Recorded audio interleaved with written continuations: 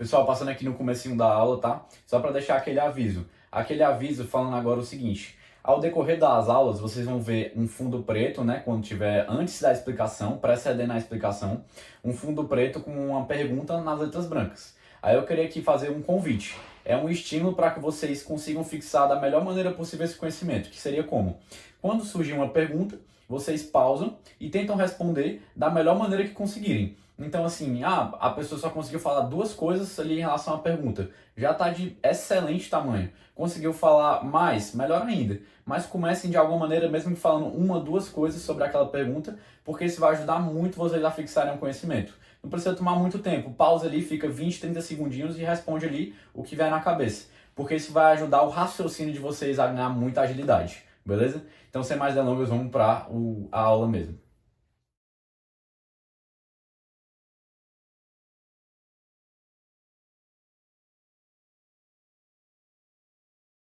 Então vamos lá, respondendo aqui a pergunta, eu já adianto coisas que geralmente eu falo nas outras aulas, que é o quê? Aqui a ideia não é ser uma aula de anatomia e histologia, então que eu vou dar bem um geralzão, vai ficar muita coisa de fora, porque eu quero só pegar o que vai ser essencial para quando eu estiver lá na frente falando da fisiologia, eu estiver falando das estruturas, vocês saberem ao que eu estou me referindo, quando eu estiver falando do que acontece na fisiologia. Então aqui eu vou fazer só um resumão bem breve e geral, tá bom? Então começando aqui mais pela parte da anatomia, né, da mulher mesmo. O que que acontece?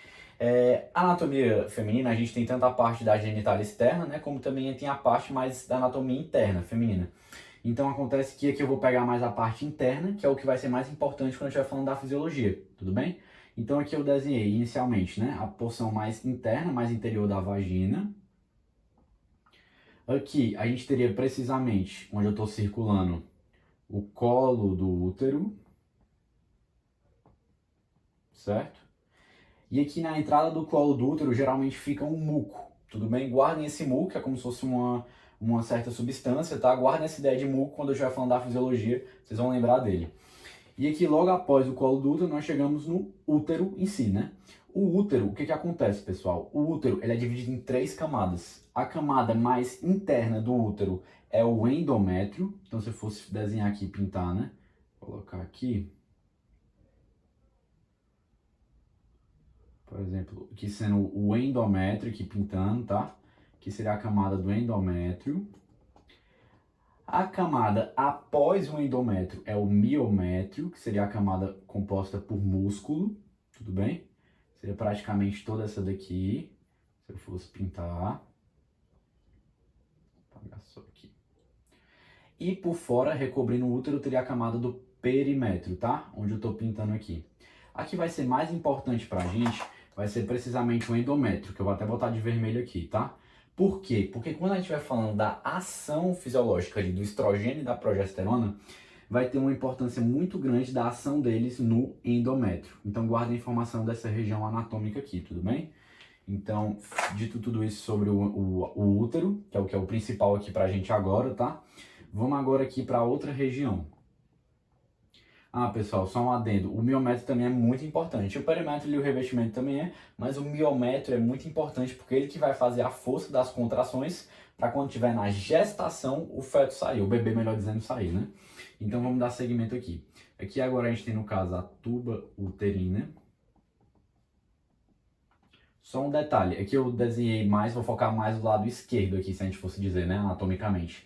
O direito eu coloquei 3 pontinhos, pra vocês saberem que é igual, também acontece ali, tudo bem? Mas vamos focar aqui do lado esquerdo pra gente seguir. Então a gente tem aqui a tuba uterina, que também pode ser chamada de trompa de Falópio. E a tuba em si, pessoal, ela se divide naquelas diferentes porções, né? Porção intramural, porção Weishman, ampola, enfim. Mas vamos focar aqui o que não importa. Tem toda a tuba uterina e a gente tem aqui o ósteo abdominal da tuba uterina. Ósteo, pessoal, é nada mais nada menos do que uma abertura. Então é uma abertura que a tuba uterina faz. Ela faz uma abertura para onde, Pedro? Para a cavidade peritoneal. Por que isso é importante? Eu já vou chegar lá, mas guardem essa informação. E aqui na porção terminal aqui, né, que está em contato com a cavidade peritoneal, essa porção aqui que está em contato com a cavidade peritoneal da tuba uterina, tem esses fiozinhos aqui que eu pintei, que são nada mais nada menos do que as fímbrias. por fim, nosso resumão geral, aqui a gente tem a estrutura que talvez seja precisamente a protagonista quando a gente está falando da anatomia feminina, quando a gente está falando aqui do quê? Da questão da fisiologia, que seria onde vai acontecer coisas que eu vou fazer a maior parte das minhas explicações, que é precisamente o território do ovário, que no caso é o ovário esquerdo, né? Pelo desenho. E no ovário, por sua vez, ele é conectado ao útero por esse ligamento que eu quis colocar, que é o ligamento ovariano. Também tem vários outros ligamentos importantes na anatomia, mas eu quis citar só esse aqui que conecta, um ligamento que conecta estruturalmente o ovário com o próprio útero. Vou botar aqui o útero. Tudo bem, pessoal? Então esse aqui é que eu queria fazer um geralzão da anatomia feminina. E para fechar, antes da gente pegar um pouquinho de histologia, eu quero falar rapidamente das mamas. As mamas, pessoal, elas vão ser formadas, tem autores que fazem uma descrição mais detalhada, mas aqui eu quero pegar de um autor que ele faz uma descrição, uma autora que ele faz uma descrição que é bem resumidona, que vai ser importante aqui para a fisiologia nossa, que é por gordura, vamos colocar um nome mais adequado, né? Tecido adiposo, e também pelos ductos, tudo bem? Então as mamas femininas, as masculinas também, mas as femininas, assim, que eu digo, vamos focar aqui na anatomia feminina, vai ter um desenvolvimento maior, a ação do estrogênio e progesterona, né, ali nas mamas, no caso das mulheres, e essas mamas eu quero focar nessas duas estruturas, que seria o tecido adiposo e os ductos, tudo bem? É isso, basicamente a anatomia que eu queria conversar. E vamos agora pegar um pouquinho de histologia. E para isso eu vou pegar aqui o ovário e vou usar a nossa antiga tecnologia do zoom. Então eu vou dar um zoom aqui para a gente aumentar o ovário. Então aqui a gente está falando do território do ovário. Vamos conversar um pouquinho sobre essas estruturas aqui que a gente encontra ao decorrer do ovário. Só um detalhe uma fronteira entre a anatomia e a histologia, mas que é a seguinte. Quando a gente faz uma dissecção do ovário, pessoal, a gente pode dividir o ovário em duas porções. Em córtex, que vocês devem estar cansados de me ouvir falar, que córtex vem daquela etimologia da casca, né? Casca do tronco da árvore. Córtex, a região mais externa do ovário, tudo bem? Seria se fosse pintar bem aqui, que seria o córtex ovariano. E também a medula do ovário, medular, conhecimento medular, ou seja, mais profundo. Então aqui seria a medula do ovário. No córtex ovariano é que a gente encontra os folículos ovarianos, que são as estruturas daqui, e aqui não são folículos, mas eu já explico o que são. São restos de folículos, mas enfim, no córtex ovariano a gente encontra os folículos ovarianos e os restos deles. Já na medula a gente vai encontrar mais o que, Pedro? A gente encontra mais a questão dos vasos sanguíneos, dessa questão dos nervos, daqui na medula tem tudo isso. E aqui no ovário a gente tem um tecido de sustentação, que aqui é o que estaria de branco, né? Então se eu fosse pintar, pintaria tipo aqui. Aqui seria, e onde está mergulhado os folículos ovarianos, seria precisamente o estroma. O que é o estroma, Pedro? É aquele meio que conjunto de células, de líquido intersticial mesmo, de colágeno, de fibras, enfim, que formam ali o tecido de sustentação do ovário. Esse seria precisamente o estroma. Mas vamos lá. Aqui, pessoal, eu coloquei o quê? Eu coloquei os folículos ovarianos, os seus restos, numa ordem cronológica, de tempo. O que eu quero dizer? Aqui no sentido horário, então vocês pegarem aqui o relógio, né? Seria aqui o sentido horário, ou seja, vindo aqui do ponteiro do 12, né? 1 hora, 2 horas, 3 horas, 4 horas. Então aqui no sentido horário, a evolução dos folículos obedecem essa ordem cronológica, tudo bem? Então agora eu vou abordar rapidamente cada um deles. Aqui a gente teria inicialmente qual? A gente teria o folículo primordial. Esse folículo primordial, por sua vez, pode se transformar em um folículo em desenvolvimento. Os folículos em desenvolvimento, a gente costuma chamar que eles podem se dividir em primário e logo em seguida, folículo secundário. E logo após o folículo em desenvolvimento atingir a sua maturidade, chama-se do folículo maduro. Ou também alguns autores chamam de folículo de Graafi, tá? Então, vou colocar o nome aqui, alguns chamam de folículo de Graafi, que seria o folículo já maduro, bem aqui, tá? Aqui eu não desenhei muito, mas aqui estaria essa estrutura daqui, que eu vou comentar com vocês. Aqui um certo líquido e aqui outras células, tá? Então, só para já comentar, aqui no interior de cada folículo a gente encontra um ovócito, tá? Para não entrar muito nessa parte do ovócito, deixar mais para frente da aula, eu vou chamar aqui de óvulo. Então, tudo aqui que está dentro do folículo, essa estrutura aqui que eu vou pintar agora, ó, é um óvulo, certo? Só que esse óvulo, ele vai evoluindo desde o folículo primordial até chegar ao folículo maduro. Então aqui o folículo vai crescendo, como vocês podem ver, E o óvulo também vai mudando. Então não é tudo a mesma coisa, mas eu vou chamar tudo de óvulo para ganhar agilidade aqui. E quando eu chegar na parte da ovogênese, né, oogênese, como preferir chamar, eu detalho um pouquinho mais isso. Mas vamos entender aqui. Os folículos podem ser divididos, só repetindo o que já foi dito, em três fases. Três fases. Em folículos primordiais, logo em seguida, folículos em desenvolvimento, que podem ser primário e secundário, e, por fim, folículos maduros ou folículos de Graff. E o que acontece? É precisamente nesse folículo maduro que vai ocorrer a liberação do óvulo. Como é que a gente chama o processo de liberação do óvulo? Ovulação. Então aqui, a partir do folículo maduro, esse óvulo sofre o processo de ovulação e sairia justamente por aqui onde eu botei a seta, tá? E depois que o óvulo sai do folículo maduro, ele é secretado, ele é assim, expelido, né? Vamos pensar assim. O que resta desse folículo vira o que a gente chama de corpo lúteo. Tudo bem? E o corpo lúteo, depois que ele já começa a atresia, definhar, acabou a sua função, ele vira o que a gente chama de corpo albicans. Ou albicante. Depende de como a literatura fala. Albicans ou albicante. Tudo bem? E vou aqui dar, pessoal, depois que eu fiz toda essa apresentação, vou falar aqui algumas coisas com vocês. Antes de eu dar esse zoom aqui, que eu quero dar no folículo em desenvolvimento, para falar uma coisa que talvez seja das mais importantes, deixa eu comentar com vocês mais um pouquinho sobre esse processo aqui da ovulação. Então eu vou voltar aqui para uma perspectiva mais macroscópica da anatomia, só para a gente conseguir entender um pouquinho melhor, tudo bem? Então aqui está o nosso ovário e aqui está o nosso folículo maduro. Quando esse óvulo for liberado, tudo bem? Pelo processo da ovulação, o que vai acontecer? Ele vai cair precisamente aonde, Pedro? Na cavidade peritoneal. Depois que ele cair na cavidade peritoneal, ele vai ser captado aqui, onde? Justamente nessa região aqui da tuba uterina das fímbrias. Então aqui, esse óvulo é precisamente capturado. Quando ele é capturado aqui, pessoal, tem um movimento aqui ciliado dentro da tuba uterina, tudo bem? Movimento dos cílios aqui presentes, que vão empurrando o óvulo, em condições fisiológicas, nessa direção. Qual direção, Pedro? Rumo ao útero. E aqui no meio do caminho, esse óvulo pode encontrar quem? Pode encontrar um espermatozoide. Se o óvulo encontra um espermatozoide, ocorre um processo chamado de fecundação. E desse processo chamado fecundação, após a união do espermatozoide com o óvulo, tem-se por origem um zigoto. E esse zigoto pode começar a se desenvolver. Aí a gente entraria em outra aula, que seria a aula da gestação, mas só dando um resumão geral, esse zigoto pode se desenvolver, até grudar, que o nome bonito, não o nome certo, melhor dizendo, seria nidar, até ocorrer a nidação aqui na parede uterina e dar seguimento a uma gestação. Mas aí seria outra aula. Eu quero focar mais na fisiologia feminina, sem considerar a gestação. Mas aqui só introduzindo essa ideia para vocês, tudo bem?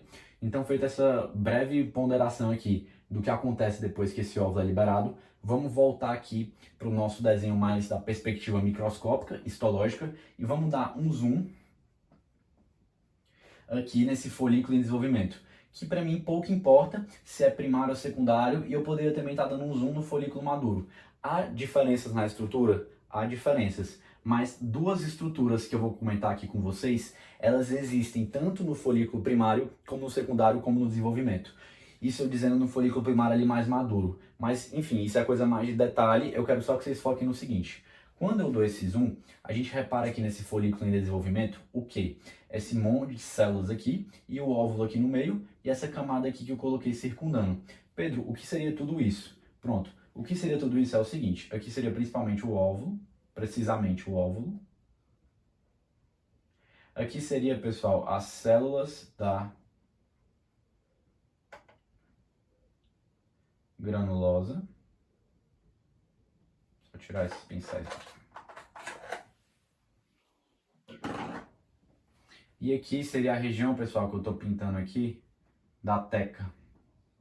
Tudo bem? E, por sua vez, vou dar um novo zoom. Se eu dou um zoom, pessoal, e pego essa região daqui, ó, justamente de onde vem o zoom, eu peguei a teca e as próprias células da granulosa. Vamos entender o seguinte. Aqui são as células da granulosa. E aqui a teca. E a teca, por sua vez, pode se dividir em duas camadas.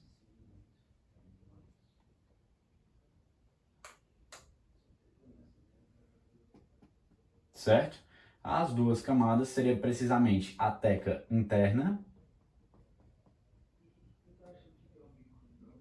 e a teca externa. A teca interna, pessoal, ela tem uma relação recíproca, melhor dizendo, ela tem uma relação de parceria muito forte, a teca interna, uma parceria muito forte com as células da granulosa. Então, as células da teca, quando eu falo células da teca, entendam-se que eu falo das células da teca interna, tem uma parceria muito significativa com as células da granulosa. Isso na produção de quem? Principalmente do estrogênio. Eu vou detalhar esse processo mais à frente, mas eu queria que vocês guardassem principalmente isso, que aqui no folículo em desenvolvimento nós temos a presença de dois tipos de célula muito importantes, as células da granulosa e as células da teca. Entende-se célula da teca interna, tudo bem? Que vão ter um papel muito importante na produção do estrogênio. Então eu estou desenhando isso aqui para vocês guardarem essa informação também. Por fim, para não deixar passar batido, o que seriam as células da teca externa, pessoal? As células da teca externa elas têm um papel fisiológico não tão importante na esteroidogênese, ou seja, na produção dos hormônios, no caso, que seria aqui os hormônios sexuais femininos, estrogênio e progesterona, mas ela vai ter uma importância em que a teca externa vai ser principalmente nessa quebra aqui dessa parede aqui, certo? Do próprio ovário aqui, um rompimento bem sutil, mas um rompimento necessário para que haja a ovulação e a saída do óvulo. Então a teca externa tem esse papel que vale ponderar, mas o papel principal quando a gente está falando da produção dos hormônios sexuais femininos seria a teca interna. Para fechar, já vou introduzir uma ideia do ovário, tudo bem? O ovário ele tem duas funções. Primeira função, gametogênese. Gametogênese, como a gente está falando da fisiologia feminina, seria precisamente a oogênese, ou ovogênese, né? Enfim, que é a produção desse óvulo, que eu vou depois desmembrar um pouquinho mais desse processo, o que é ovócito, primário, secundário, enfim, não se preocupem. Mas seria, em essência, isso, a produção do óvulo, uma das funções do ovário. E a segunda função do ovário seria a que eu já comentei, que é a esteroidogênese, que não é nada mais nada menos do que a produção dos hormônios sexuais femininos. Quais, Pedro? Estrogênio e progesterona. Tudo bem, pessoal? É isso que eu queria conversar de maneira bem rapidinha com vocês sobre anatomia e histologia, que vai ser útil para a gente ver mais na frente falando da fisiologia. Tentando sempre fazer aquela união entre as coisas, porque o ser humano é um só, a gente que quebra ele justamente o quê? Para estudá-lo de maneira mais didática.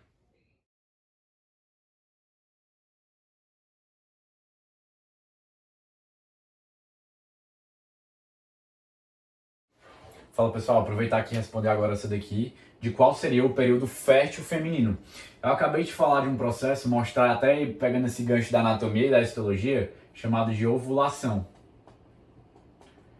Vamos entender o seguinte, que após a liberação do óvulo, que é precisamente o que a gente chama de ovulação, do óvulo,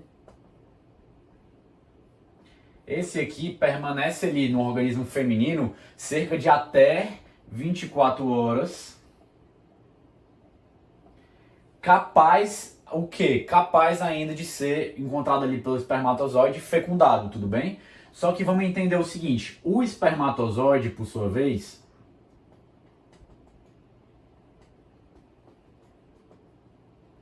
ele fica viável ali no organismo feminino cerca de 4 a 5 dias, tudo bem? Então vamos entender o seguinte, que o período fértil feminino, portanto, seria o quê? Seria ali, pegando ali a ovulação como o marco zero, tudo bem? Então se a gente fosse pegar uma cronologia, a ovulação aqui como o marco zero, o período fértil vai 24 horas depois da ovulação, e o período fértil vai pegar o quê? O período fértil vai pegar também esses 4 a 5 dias prévios. Então, 4 a 5 dias prévios o quê? Da presença ali do espermatozoide no organismo feminino. Então, considerando isso daqui, o período fértil feminino vai considerar o quê? Vai considerar ali 4 a 5 dias antes da ovulação e também 24 horas após a ovulação. Considerando o tempo que o óvulo fica viável ali no organismo feminino após a ovulação, que seria 24 horas, e o tempo que o espermatozoide também fica viável ali no organismo feminino, né, após a relação sexual, que seria cerca de 4 a 5 dias. Então esse seria aqui o que a gente chamaria do período fértil. Ah, já tá aqui, né? O período fértil feminino. Show?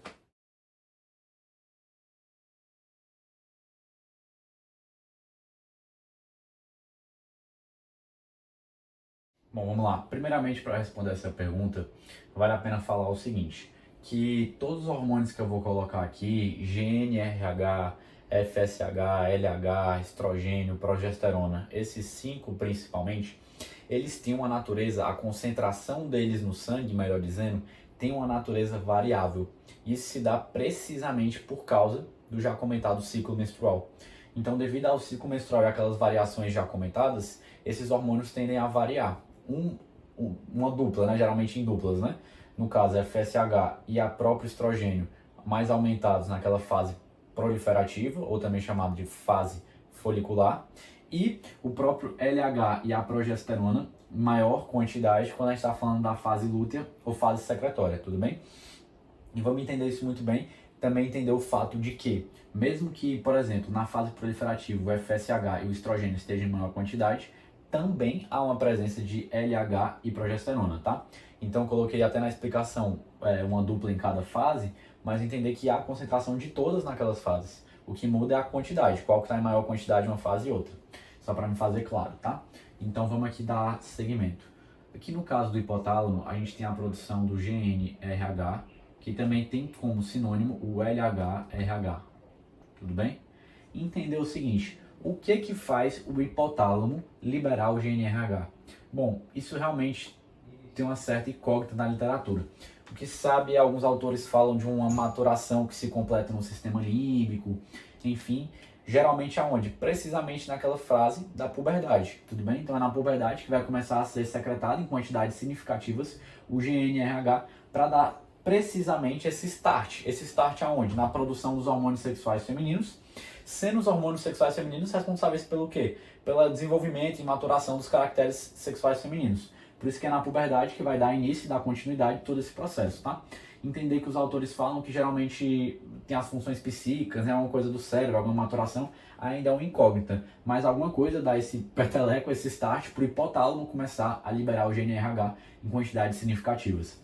Só mais um ponto que a literatura ainda fala, que seria, vou colocar aqui o que eu já li, tá? Funções psíquicas barra maturação do encéfalo, tá?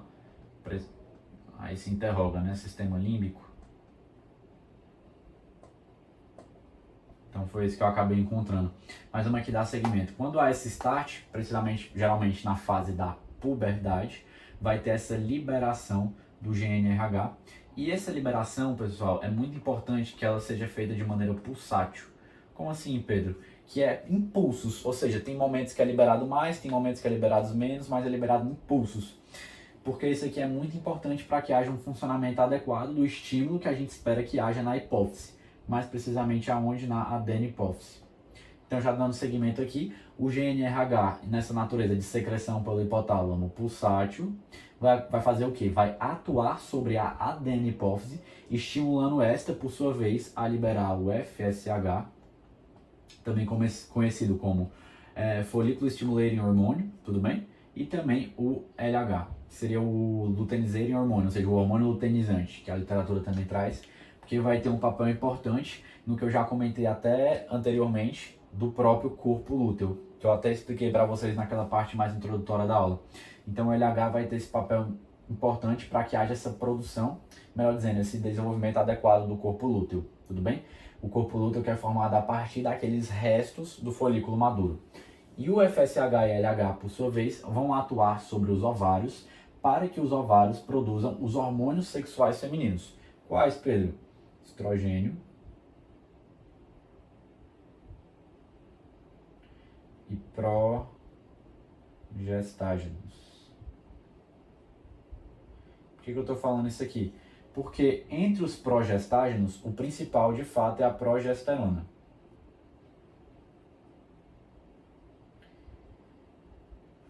E entre o estrogênio também é um grupo. E no estrogênio a gente tem o estradiol, tem vários outros subs, tudo bem? Mas eu vou falar a partir de agora, para facilitar a explicação, estrogênio e progesterona. Mas entendam que estrogênio e progestágeno são os grupos. E dos estrogênios tem diferentes tipos. E dos progestágenos tem diferentes tipos. Que vai depender do quê? Daquele processo de formação deles a partir de um precursor. Qual o precursor, Pedro? O precursor, precisamente o precursor colesterol, tudo bem? Então, a partir do colesterol, vai haver a formação dos diferentes hormônios sexuais femininos, certo? A partir dos ovários, precisamente aonde? Isso que eu quero entrar aqui agora. Quando a gente está falando dos ovários, até eu diferenciei para vocês lá no começo da aula, onde é que fica as células da teca e as células da granulosa, que aparecem ali quando a gente está falando do folículo em desenvolvimento, tudo bem? E vão se desenvolvendo e aumentando até em quantidade até chegar no folículo maduro.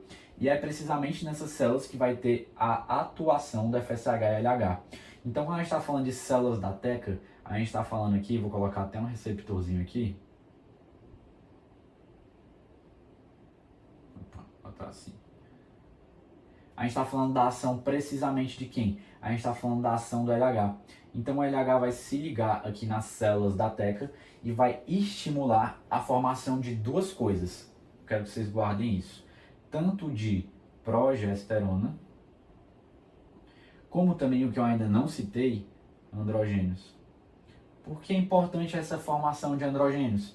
Já já eu vou entrar mais sobre aquela relação de parceria entre as células da teca e as células da granulosa. E os androgênios têm um papel aqui bem importante. Então guardem que as células da teca também produzem androgênios, além da produção de progesterona. As células da teca trabalham a sua produção com base no estímulo feito pelo LH. Tudo bem? Então vamos aqui agora para as células da granulosa. Aqui vai ter uma atuação também do LH nas células da granulosa. Então o LH também age aqui. Mas o que age é mais importante aqui para a gente é o FSH. Sem o FSH não há formação do que seria aqui o principal quando a gente está falando das, que o FSH se ligando também. Também uma ligação aqui, se a gente fosse colocar outro receptor do LH, por exemplo, os livros também trazem que o LH também se liga, mas o FSH que é o principal aqui quando a gente está falando de células da granulosa. Porque a partir da ligação do FSH que vai ter aqui a ativação de uma enzima muito importante chamada aromatase, que eu vou entrar depois aqui melhor. Mas guardem esse nome aromatase e lembrem que o FSH é essencial para a sua atuação dessa enzima presente nas células da granulosa, tudo bem? E aqui nas células da granulosa, depois eu vou entrar um pouquinho mais no processo, que vai haver precisamente, finalmente, a formação do estrogênio. Tudo bem? E entender também o quê? Que o FSH e as células da granulosa e o estrogênio tem uma relação aqui entre eles. O que eu quero dizer? Quando o FSH se liga aqui nas células da granulosa, elas produzem mais estrogênio. E esse estrogênio atua na célula da granulosa para que haja mais receptores de FSH. Aí liga mais FSH, mais estrogênio. E isso é também considerado pelos autores um ciclo de feedback positivo. Porque tem esse ciclo vicioso de estrogênio levando FSH, FSH, estrogênio. Tudo bem? Só para comentar também um detalhe aqui que eu lembrei a mais com vocês. Então, vamos lembrar o seguinte, que tem a concentração desses hormônios, acho que esse aqui é o principal, é variável a decorrer do ciclo menstrual que eu já comentei. E vamos entender agora a questão do feedback, que aqui é uma coisa um pouquinho mais difícil quando a gente está falando dos ovários, porque tem umas peculiaridades, mas nada que a gente não vai fazer aqui juntos, então vamos nessa. O estrogênio e a progesterona, quando eles são liberados aqui pelos ovários, eles exercem um feedback negativo no hipotálamo e na adenohipófise, para que haja uma redução da liberação de GnRH, FSH e LH, tudo bem? Isso, pessoal, em quase toda a parte do ciclo menstrual.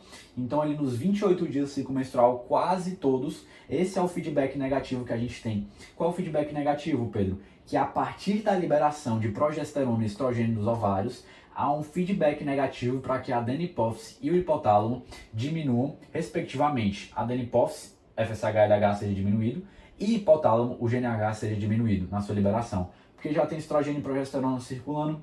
Mas os autores, pessoal, isso é uma teoria, não é 100%, mas alguns autores apontam justamente o que? Isso é quase unânime na literatura essa ideia, de que há um período que o estrogênio ele exerce um feedback positivo.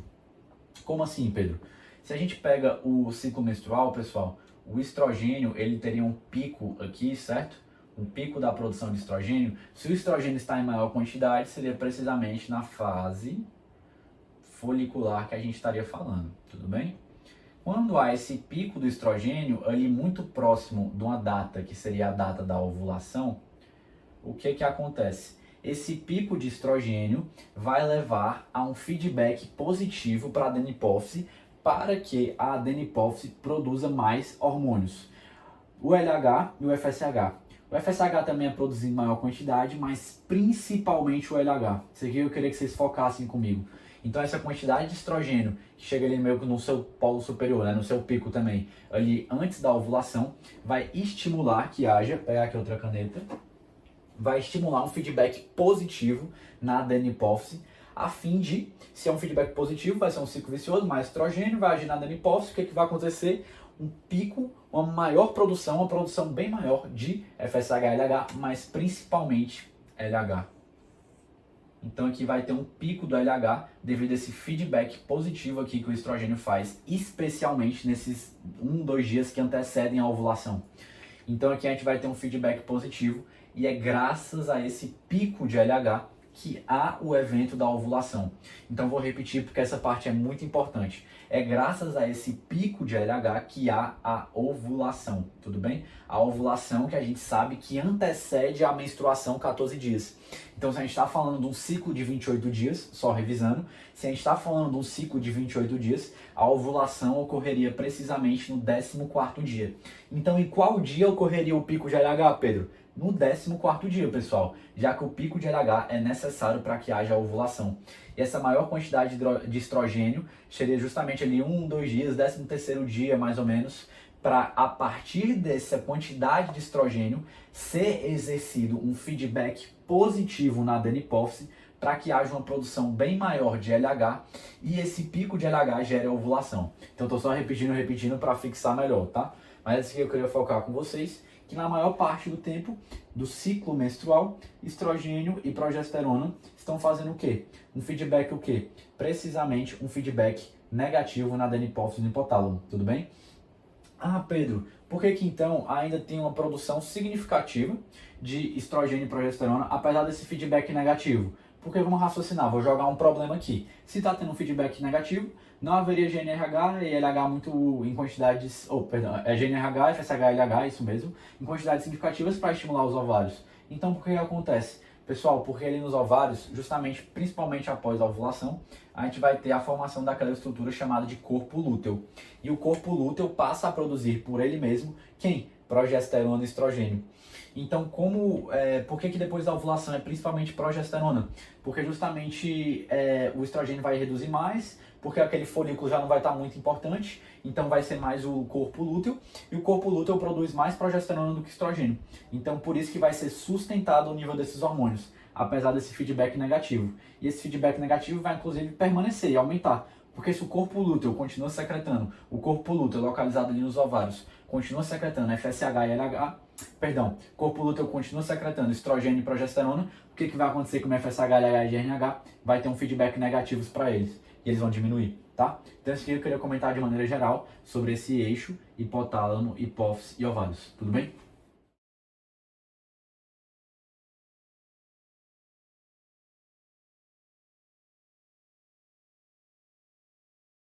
Então vamos lá, respondendo aqui, falar aqui agora um pouquinho dessa parceria que há entre as células da teca.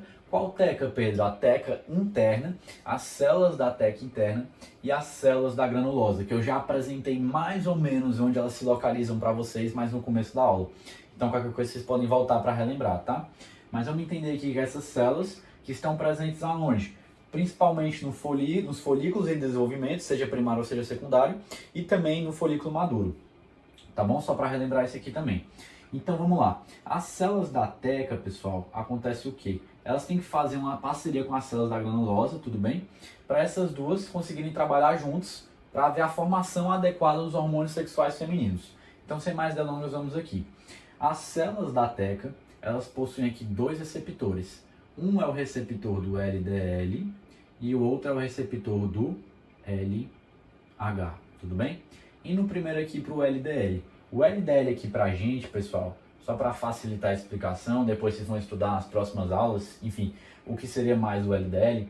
Mas aqui o LDL é para a gente um Uber. E esse Uber está trazendo um passageiro. O passageiro é ninguém mais, ninguém menos do que o colesterol. Então o LDL está carregando aqui, ele vai se ligar. Depois de todo um processo aqui intracelular no receptor, vai chegar finalmente o passageiro no destino final, que é no meio intracelular. E o passageiro que o LDL traz é o colesterol. Tudo bem? Só que esse colesterol para ele ser processado aqui na célula da teca, a gente precisa que haja a ligação aqui do LH, do hormônio luteinizante, tudo bem? Quando o LH se ligar, essa matéria-prima que está aqui na fábrica da teca vai começar a sofrer o seu processamento. E o colesterol vai, depois de várias etapas, depois vocês podem detalhar um pouquinho melhor nos livros, dar origem principalmente a dois produtos finais, progesterona e androgênios. Só que o que acontece é o seguinte, a teca só produz até aqui. Conseguiu produzir um dos hormônios sexuais femininos que já é a progesterona. Mas as células da teca não têm a capacidade de produzir estrogênio. Por quê, Pedro? Porque elas não possuem uma ferramenta essencial para que haja a formação do estrogênio. Qual ferramenta que elas não possuem? Elas não possuem a aromatase. Só que, para a sorte das células da teca, elas têm uma vizinha que tem essa ferramenta e consegue produzir ali dentro dela o estrogênio. Essa ferramenta é precisamente a aromatase. E essa enzima aromatase está presente aqui nas células da granulosa. Então, aqui nas células da granulosa, o que vai acontecer? Nas células da granulosa, essa enzima aromatase vai permitir que seja formado estrogênio. Só que acontece o seguinte, para a aromatase conseguir agir, é necessário que haja aqui nas células da granulosa a ligação de um hormônio. E esse hormônio é ninguém mais, ninguém menos do que o FSH. Tudo bem? Além do FSH, também é ligado aqui o LDL, o mesmo o Uber, né? Trazendo aqui justamente o precursor que seria também o colesterol. E esse colesterol vai também ser importante porque aqui também na célula granulosa é possível ligar o LH, tá, pessoal? Então pode se ligar as duas, mas aqui o distintivo é a ligação do FSH, porque a ligação do FSH ocorre precisamente nas células da granulosa e a do LH exclusivamente ocorre precisamente nas células da teca. Mas aqui nas células da granulosa a gente também pode ter a formação de progesterona. E essa progesterona pode vir aqui para as células da teca e essa progesterona ser transformada em androgênio. Isso aqui é uma coisa importante. Então aqui, o que acontece? São formados esses dois produtos finais, mas os androgênios são formados a partir da própria progesterona. Então pode vir progesterona aqui das células da granulosa para as células da teca, para assim essa progesterona ser transformada em androgênios. Mas por que, Pedro? Por que diabos é tão importante esses androgênios? É aqui que chega finalmente nossa questão. Os androgênios vêm aqui da célula da teca até a célula da granulosa. Olha eles chegando aqui, os androgênios. E quando os androgênios chegam aqui na célula da granulosa, após haver essa ação da enzima da aromatase, esses androgênios conseguem finalmente formar o nosso querido estrogênio. Tudo bem? Então vamos lá, só recapitulando. Aqui nas células da teca são formados progesterona e a partir da progesterona também tem grande quantidade, mas uma parte dessa progesterona dá origem aos androgênios. E esses androgênios migram para as células da granulosa, porque somente nas células da granulosa, após a ação da enzima aromatase que está presente aqui, esses androgênios podem se transformar em estrogênio. Então, vamos lá. Vamos só entender aqui para fechar. Aqui também nas células da granulosa pode haver a formação de progesterona a partir do colesterol. E essa progesterona pode vir aqui para as células da teca e dar origem a mais androgênios. E os androgênios vêm para cá e formar estrogênio. Então, por isso que eu quis dizer que elas fazem essa parceria. Porque as células da granulosa têm justamente uma ferramenta que as células da teca não têm. E essa ferramenta permite a formação do estrogênio. Só para fechar, queria reforçar aqui também que nas células da granulosa, então olhando aqui só para as células da granulosa, a gente pode ter uma relação de feedback positiva entre FSH, estrogênio mais FSH. Como assim, Pedro? Acontece que quando o FSH se liga aqui nas células da granulosa, há a formação do estrogênio. E o estrogênio age na própria célula da granulosa, fazendo o quê? Fazendo com que haja mais receptores de FSH. E, consequentemente, se liga mais FSH, mais estrogênio. Mais estrogênio, mais receptores, mais FSH se ligando, mais estrogênio. Então, entra nesse ciclo, um ciclo vicioso, que é algo bem característico no sistema de feedback positivo. Então, aqui a gente também pode ter isso. Então, fechando aqui a explicação dessa parceria da teca e da granulosa, eu queria fazer mais uma explicação bem rápida, que o estrogênio ele é formado aqui, pessoal, principalmente nos ovários, por meio de todo esse mecanismo aqui que eu comentei com vocês, mas o estrogênio pode ser formado em locais que não os ovários. Um exemplo que a gente já viu até nas aulas passadas, eu não comentei, mas vou aproveitar para comentar agora, que na nossa região da adrenal, ou seja, na suprarrenal, ali justamente acima dos rins, bem no polo superior dos rins, que tem a glândula adrenal, na região cortical da adrenal, no córtex da adrenal. Vamos ver se alguém lembra. No córtex da adrenal existe aquela zona que é a zona reticulada. Na zona reticulada nós temos a produção dos gonadocorticoides, os androgênios.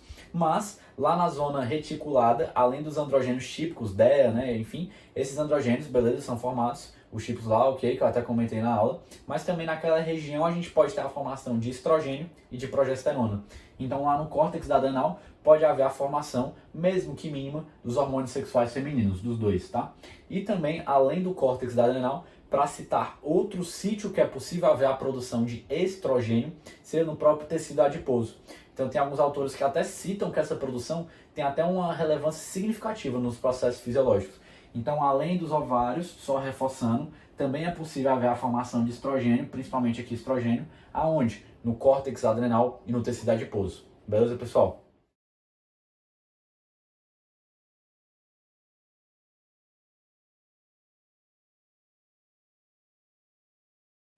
Fala pessoal, vamos aqui agora conversar um pouquinho sobre o ciclo menstrual. Então, respondendo já a pergunta, o que seria, para poder ficar mais didático, eu peguei e coloquei aqui um caso, coloquei aqui a Marta, né, uma personagem fictícia, que tem 22 anos e que o ciclo dela regularmente tem a duração de 28 dias, tudo bem? Antes de conversar aqui, vamos fazer aqui uma apresentação mais geral, tá? Então, vamos lá. A mulher, por sua vez, ela, o que acontece? Ela passa ali pela fase da puberdade, tudo bem, condições fisiológicas, e ali durante a fase da puberdade ocorre a primeira menstruação. A primeira menstruação da mulher tem, por sua vez, o nome de menarca. Então, digamos ali que a menarca da Marta foi ali aos 12, 13 anos, que é a média, tudo bem? Então, ali, a Marta, aos 12, 13 anos, teve a sua primeira menstruação, ou seja, a menarca.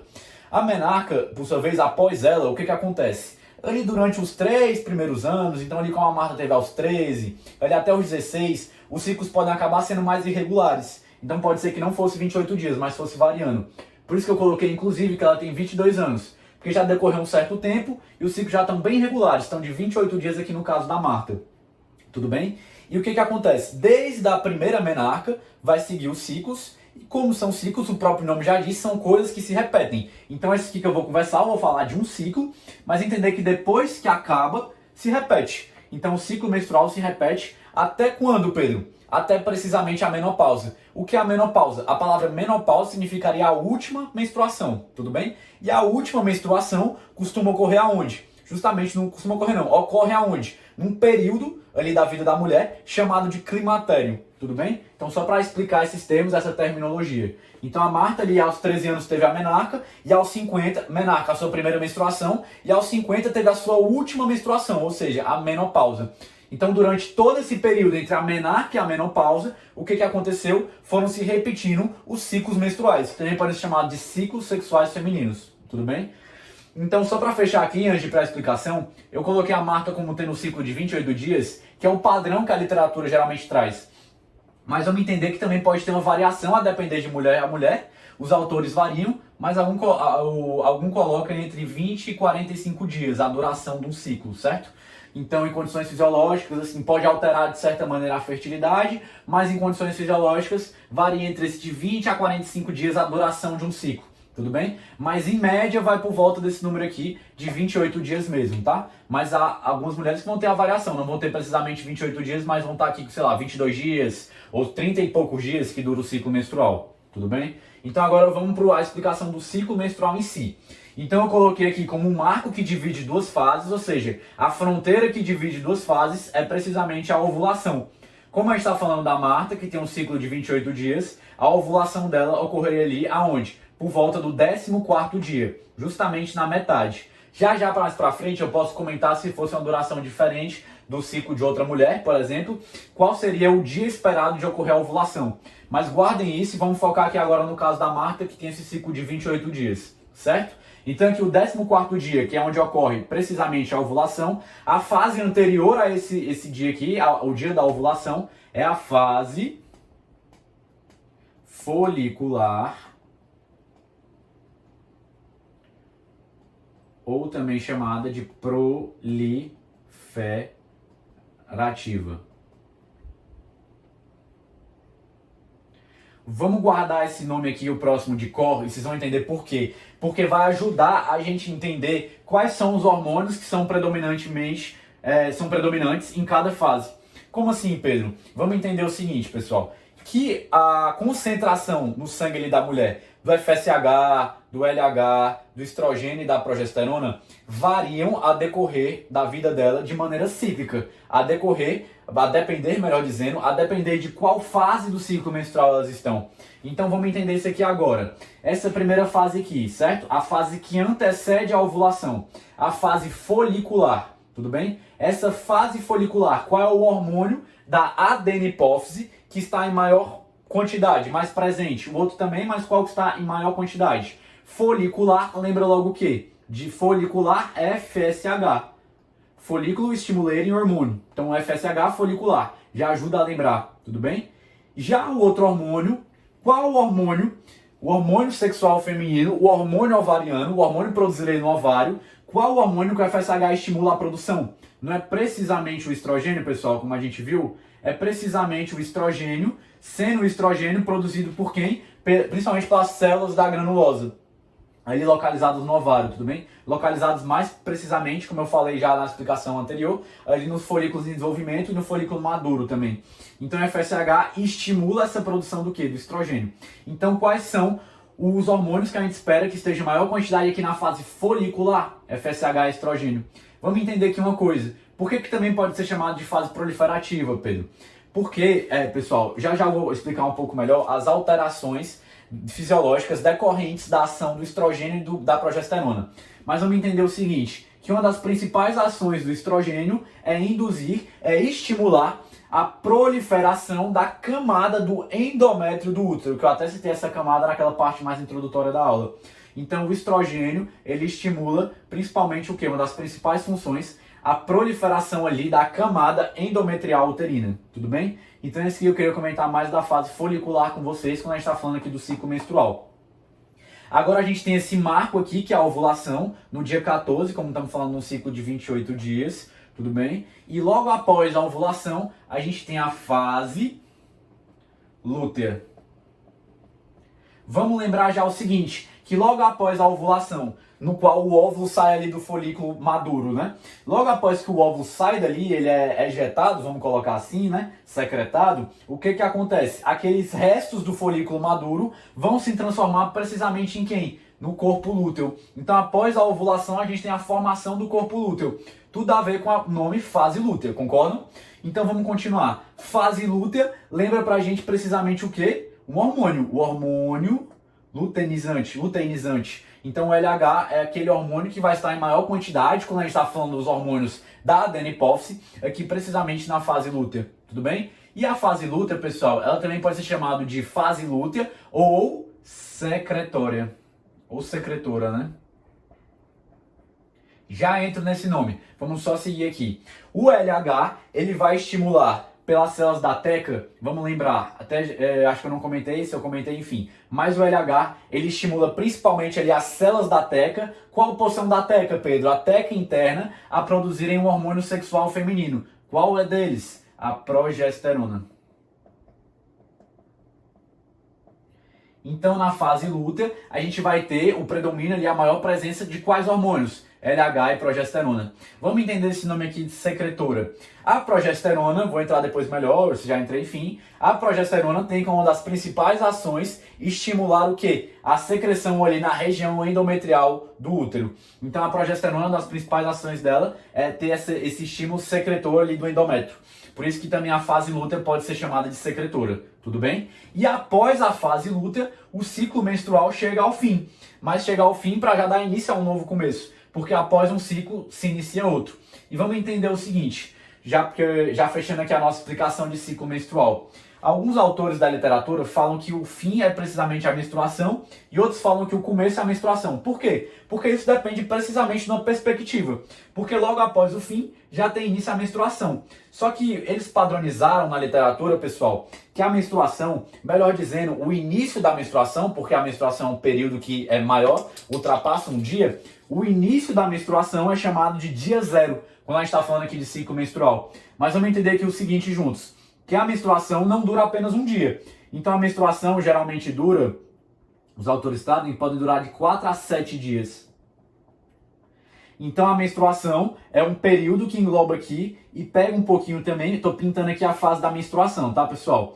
Então aqui seria a fase da menstruação, então a fase da menstruação pega aqui, engloba um pouquinho da fase folicular, do início da fase folicular, tudo bem? Mas o início da menstruação, o primeiro dia da menstruação seria precisamente o dia 0 do ciclo menstrual. Se a gente fosse ver em outra perspectiva, é também a menstruação que marca o fim de um ciclo, porque aqui logo após o 28º dia, falando aqui no caso da Marta, que tem um ciclo de 28 dias, logo após o 28º dia, aqui já ocorreria a menstruação. Aqui já pintando ela também, e aqui já seria, se o quadro continuasse, seria um novo ciclo menstrual, tudo bem? Então esse dia eu queria explicar para vocês sobre a menstruação, mas apesar de poder marcar tanto o início como o fim de um ciclo, vamos entender que a literatura padroniza o dia 0 do ciclo como o primeiro dia, o início da menstruação, tudo bem? Só para ficar isso claro também.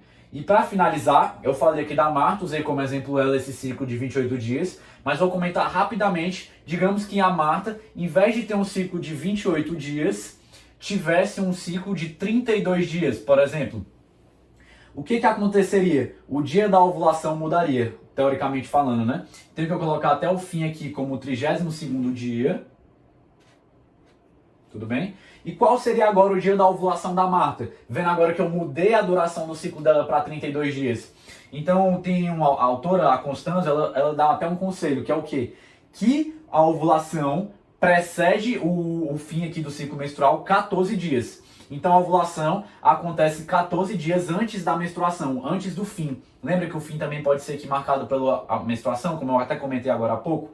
Então 14 dias antes do fim do ciclo é onde ocorre a ovulação. Então vamos colocar aqui, 32 menos 14 daria precisamente no 18º dia. Então agora olhando a Marta com um ciclo de 32 dias, é esperado que a ovulação dela ocorra no 18º dia. Tudo bem? Então é isso que eu queria só falar para explicar para vocês que a duração de um ciclo pode variar e com a variação da duração de um ciclo, a ovulação, o dia da ovulação também varia, beleza? Então é isso que eu queria conversar mais com vocês.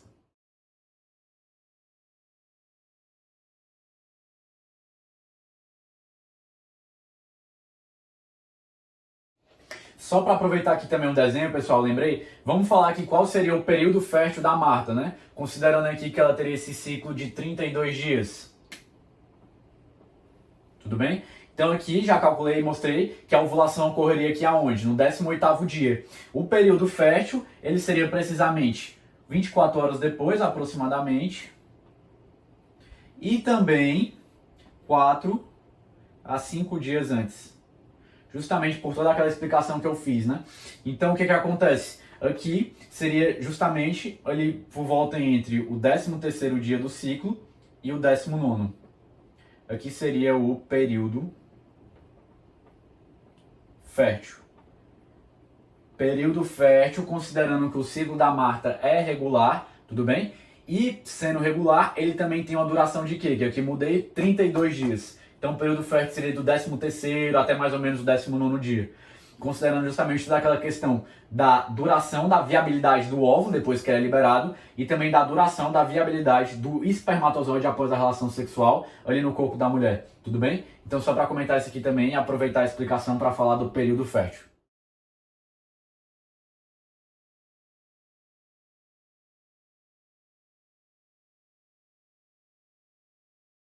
Fala pessoal, então vamos lá respondendo aqui. Vou falar um pouquinho agora, inicialmente, antes de entrar aqui no ciclo menstrual, o que acontece, o que são as alterações no corpo, né, no corpo da mulher, que são causadas pelo estrogênio e a progesterona ali na fase da puberdade, onde está aquele desenvolvimento ali acontecendo, né? Então vamos nessa. O estrogênio, pessoal, e a progesterona, eu vou começar aqui pelo estrogênio, não vou escrever tanto, vou ficar mais falado. Por isso que vai ser tão importante aquela introdução que eu fiz em anatomia com vocês no começo da aula, que agora eu vou falar de alterações que acontecem precisamente ali pela ação desses dois hormônios. Então, começando aqui pelo estrogênio em si. O estrogênio, pessoal, inicialmente, eu não comentei ali no começo da aula tanto de anatomia da genitália feminina externa, por exemplo. mas o estrogênio vai ter uma ação ali na genitália externa feminina para que haja um desenvolvimento, se a gente fosse começar de fora para dentro, né? E para dentro também vai causar um desenvolvimento interno. Um desenvolvimento interno ali da porção interna da vagina também, que eu comentei. Um desenvolvimento ali do útero como um todo. Um desenvolvimento das tubas uterinas. E um maior desenvolvimento nas tubas uterinas de quem também? De quê? Daquele epitélio ciliado que eu comentei com vocês. Então, o estrogênio ele é muito importante para que haja o quê? Essas alterações no corpo. Essa questão do epitélio ciliado, por exemplo, que eu citei, para que quando o óvulo chegar ali na tuba uterina, ele consiga fazer aquele caminho até encontrar o espermatozoide, por exemplo. Além de tudo isso, ocorre também o quê? O estrogênio também atua nas mamas, estimulando que haja aquele desenvolvimento das mamas femininas por meio de ação aonde? No próprio tecido adiposo, que eu comentei no começo da aula, e também pela ação nos próprios ductos, com os ductos se proliferando mais. Aproveitando que já falando das mamas, a progesterona, ela também tem uma atuação muito importante nessas alterações no corpo quando a gente está falando das mamas. Então, tanto o estrogênio como a progesterona são muito importantes para que as mamas femininas sejam formadas, tudo bem? Então, de maneira geral, seria isso. E a progesterona, para além desse papel nas mamas, a progesterona também tem um papel ali no maior desenvolvimento das tubas uterinas também. E o principal papel da progesterona, que eu vou chegar agora, e também o principal papel do estrogênio, se dá agora dentro do próprio ciclo menstrual. Então, saindo aqui um pouquinho das alterações no corpo que ocorrem na puberdade, vamos aqui agora falar mais do ciclo menstrual que ocorre ali pelo período da vida da mulher, que vai desde a menarca até a menopausa. Então, vamos nessa. O estrogênio, pessoal, ele é responsável, vamos lá, coloquei aqui até a ovulação para a gente lembrar daquela fase folicular, ou também chamada de fase proliferativa, quero pegar esse nome proliferativa, e a segunda fase pós-ovulação, que seria a fase lútea, ou também chamada de fase secretória, também quero pegar esse nome secretória. Por quê? Porque, vamos lá, vamos aqui para antes da ovulação para a fase proliferativa. A principal ação do estrogênio é induzir, dar estímulo para uma proliferação. Proliferação de que estrutura, Pedro? Principalmente precisamente, melhor dizendo, aquela estrutura que eu apontei no começo da aula e ressaltei que seria o endométrio, que seria a camada mais interna do útero. Já a progesterona, ela é responsável pelo quê? Pela, vamos lá, fase secretória, pela secreção de várias glândulas, ou seja, o estímulo de glândulas presentes aonde? No endométrio. Então, tanto a progesterona como o estrogênio agem no endométrio de maneiras diferentes e a depender da fase do ciclo menstrual. Então, a primeira fase, que é a fase folicular, ou que? Fase proliferativa, vou até botar aqui para já aproveitar e revisar, é onde a gente tem em maior quantidade que hormônio. Como assim maior quantidade, Pedro? Só revisando também, a gente sabe que os hormônios sexuais femininos, estrogênio e progesterona, variam a sua concentração no sangue, a sua quantidade, a depender de qual fase do ciclo nós estamos falando. O mesmo se dá com o FSH e o LH. Aqui no caso, a primeira fase seria um predomínio do FSH e a segunda do LH, tudo bem? Mas vamos focar aqui nos hormônios para a gente não se perder. Então aqui na fase proliferativa vai ter o que? Essa proliferação do endométrio induzida pelo estrogênio. Já na segunda fase, na fase pós-ovulação, a gente vai ter essa fase secretória, porque justamente a progesterona tem esse efeito de induzir, de estimular uma secreção ali, justamente da onde? Tanto do endométrio, que é o principal, mas também se inclui as tubas uterinas, tá? Facilitando ali todo o processo que, enfim, se houver a fertilização, né, que seria aqui pós-ovulação, facilitar esse processo de chegada do zigoto, se unisse ali, se tivesse a fertilização do óvulo com o espermatozoide, a chegada do zigoto no próprio endométrio uterino, tudo bem? Aqui, pessoal, só para ressaltar aqui umas coisas finais, eu queria citar com vocês o seguinte, que logo aqui, ao fim da fase pós-ovulação, que seria a fase secretória, a gente espera que não tenha precisamente aquele evento da menstruação, que corresponde aqui também ao dia zero, né? Que é o fim, que marca também o início de outro ciclo, seria a menstruação. Vamos entender o seguinte, guardem essa ideia aqui da menstruação. Aqui a gente não tem a fase proliferativa, que é a proliferação mais intensa, mas acontece aqui na fase secretória, que a gente tem um predomínio de progesterona, mesmo que a gente tenha em menor quantidade, a gente ainda tem estrogênio aqui. E esse estrogênio vai continuar proliferando a camada endometrial, mesmo que esteja proliferando menos, mas ela continua proliferando. Então, digamos que aqui fosse a camada endometrial, ela continua aumentando muito aqui e aqui ela continua aumentando um pouquinho, tudo bem? Mas acontece o seguinte, essa camada endometrial, ela vai aumentando aqui, mas só que de maneira bem menor do que aumenta aqui na fase proliferativa, porque aqui a gente tem mais estrogênio. Só que essa camada aqui, o que acontece com essa camada endometrial? Quando a gente chega aqui no final do ciclo, então eu vou colocar aqui até, digamos que fosse um ciclo de 28 dias. Quando a gente chega aqui no dia 28, o que acontece? O corpo lúteo já está quase totalmente involuído, ou seja, quase totalmente disfuncionante, não funcionante, já formando um corpo albicans. Lembra que a gente viu? E quando o corpo lúteo para de funcionar, ele para de liberar o quê? Estrogênio e progesterona. Então aqui o último dia do ciclo é marcado por essa baixa do estrogênio e da progesterona devido à falha do corpo lúteo. Se falha o estrogênio e a progesterona, o que acontece com o endométrio? O endométrio vai descamar. E essa descamação do endométrio é precisamente a menstruação. Óbvio que a menstruação engloba outras coisas, ou seja, o endométrio descama e ele descamando, as arteríolas, melhor dizendo, que estariam ali, acabam liberando sangue. Por isso que a gente tem a menstruação, tudo bem? Mas a menstruação se dá justamente porque ocorre essa descamação e com essa descamação as arteríolas liberam sangue ali e tudo mais. E, enfim, para depois cessar esse sangramento e a menstruação também cessar e continuar outro ciclo e etc. Mas já estou aproveitando isso aqui para fazer essa revisão. Mas esse aqui eu queria conversar com vocês sobre as alterações no corpo de maneira geral, causadas ali na fase da puberdade por esses dois hormônios e como que esses dois hormônios se comportam no ciclo menstrual, o que eles fazem no ciclo menstrual e o que eles fazem está principalmente associado ao endométrio. E o fim da concentração desses hormônios, assim, a diminuição muito grande, né, não o fim, mas resulta em quê? Na descamação do endométrio e, consequentemente, o evento chamado de menstruação.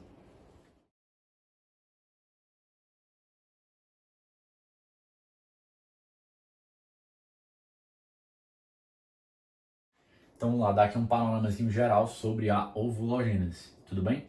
Então vamos entender aqui algumas coisas. Lá na embriogênese, certo? Já começa todo esse processo. Como?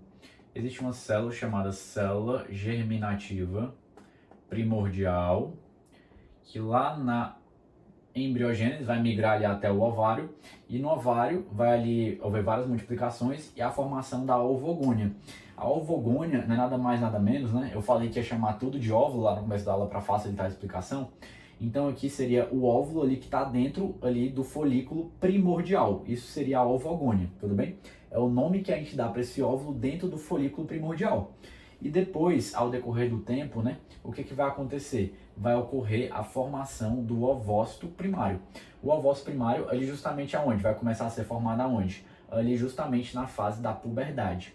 Então na puberdade a gente vai ter a formação do ovócito primário, que é aquele ovócito que está dentro de quem? Dentro do folículo primário. E esse ovócito primário, por sua vez, quando a gente estiver chegando aqui, ó, vou até desenhar aqui para ficar mais claro, né? Colocar aqui como se fosse aqui, várias células aqui. Quando esse ovócito primário se diferencia em ovócito secundário, quando é que isso vai acontecer, Pedro? Ali quando a gente está tendo a formação daquele folículo maduro ou folículo de Graafi, que é aquele folículo precisamente que está na fase bem imediata, quase que antecedendo imediatamente a própria ovulação. Então aquele folículo da pré-ovulação, pré-ovulatório. É ali que a gente vai ter a formação do ovócito secundário, pessoal. E esse ovócito secundário é formado a partir desse ovócito primário, tudo bem? Esse ovócito primário que vai estar ali presente aonde? Presente naqueles folículos em desenvolvimento. Na passagem de ovócito primário para ovócito secundário, há a formação aqui de uma coisa que a gente chama do primeiro corpúsculo polar. Então, se vocês se cruzarem com esse nome, o primeiro corpúsculo polar é formado naquela passagem do ovócito primário para o ovócito secundário. Então, o ovócito primário dá origem ao ovócito secundário e ao primeiro corpúsculo polar. Quando ocorre aqui, pessoal, aquilo que a gente chama exatamente do que? Da ovulação, a gente vai ter agora um ovócito secundário ovulado. Então aqui a gente teria o ovócito secundário ovulado, e tudo isso aqui é o que a gente chamou ao longo da explicação de óvulo, meio que generalizando tudo, né, essa estrutura aqui de dentro. Mas agora eu estou só diferenciando, reforçando mais uma vez, qual o nome que a gente dá a cada um a depender da fase. E aqui esse ovócito secundário ovulado, o que vai acontecer? Ele pode se encontrar aqui com quem? Esse óvulo aqui, né, que acabou de ser ovulado, com o espermatozoide. Se houver esse encontro, há a formação do zigoto. E nesse processo da formação do zigoto, depois que houve essa fecundação desse ovócito secundário ovulado, desse óvulo aqui pelo espermatozoide, além de formar o zigoto, a gente vai ter a formação de quem? Do segundo corpúsculo polar.